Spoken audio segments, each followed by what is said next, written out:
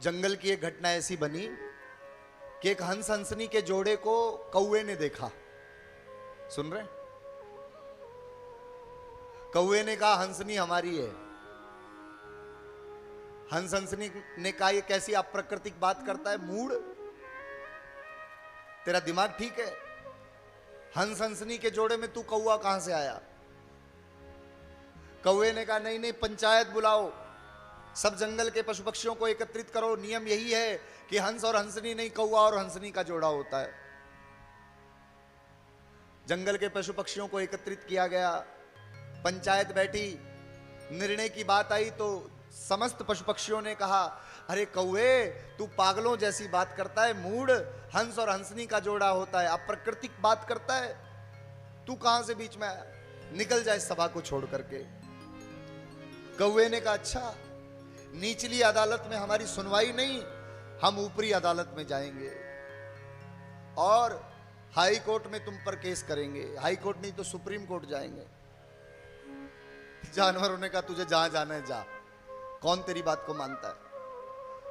कौवा मुख्य न्यायाधीश हाई कोर्ट के जज के पास गया और जाकर के जज साहब से कहा जज साहब आपकी अदालत में एक केस आएगा और उस केस में इस प्रकार का तर्क वितर्क चलेगा कि विपक्ष वाले कहेंगे कि हंस और हंसनी का जोड़ा होता है, लेकिन हमारा पक्ष है कि हंस हंसनी का नहीं, कौवा और हंसनी का जोड़ा होता है। जज ने कहा पागल है क्या, हंस हंसनी के मध्य में तू कहां आता है?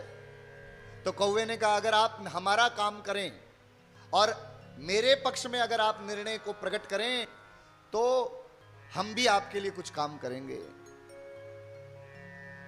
जज साहब ने कहा हमारे लिए क्या करोगे?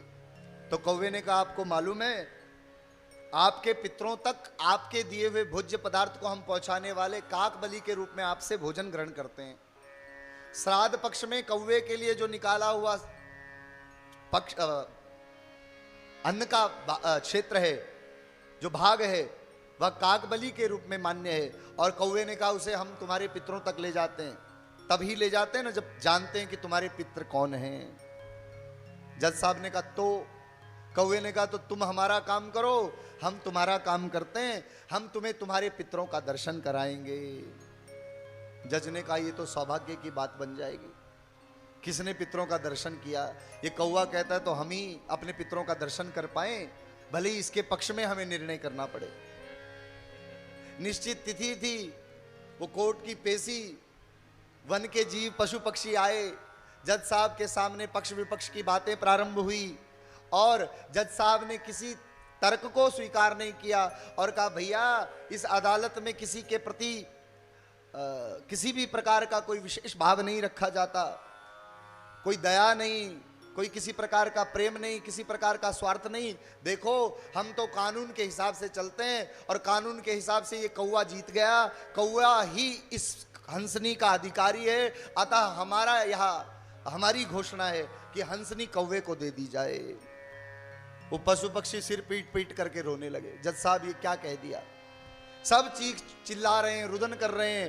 हंसनी का हाथ पकड़ा कौवे ने कहा चल तू आज से मेरी हुई, मेरे साथ चल। जज साहब ने कहा ए कौवे कहां जाता, पहले हमारे पितरों से तो हमें मिला।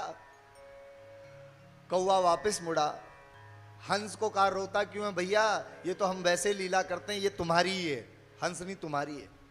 जज साहब को कहा चलो हमारे साथ। जज साहब को लेकर के वो कौवा एक ऊंचे कूड़े के ढेर के ऊपर गया और एक रेंगता मोटा कीड़ा चल रहा था।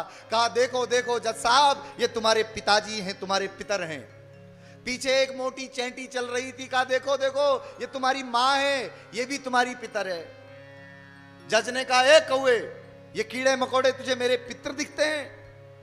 कौवे ने कहा जिस कुल में ऐसी संतान हो जो अपने पद का दुरुपयोग केवल अपने निज स्वार्थ के लिए कर दे, हंसनी को कौवे को दे दे, ऐसी कुल की संतान के पितृ कभी पितृ देवता नहीं बनते, कीड़े मकोड़े ही बनते हैं।